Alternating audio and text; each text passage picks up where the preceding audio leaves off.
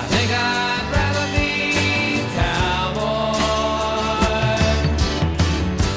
I think I'd rather ride the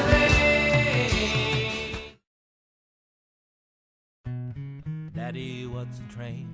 Is it something I can ride? Does it carry lots of grown-up folks and little kids inside? Is it bigger than our house? Well, how can I explain when my little boy and girl ask me, Daddy, what's a train? When I was just a boy and living by the track, us kids would gather up the coal in big old gunny sacks. Then we heard the warning sound as the train pulled into view. The engineer would smile and wave as she went rolling through.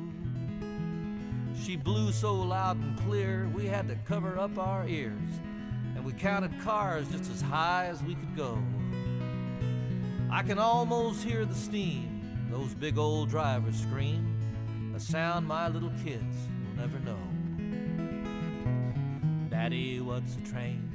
Is it something I can ride? Does it carry lots of grown-up folks? So, ready for the second round? Is it bigger than our house? Well, how can I explain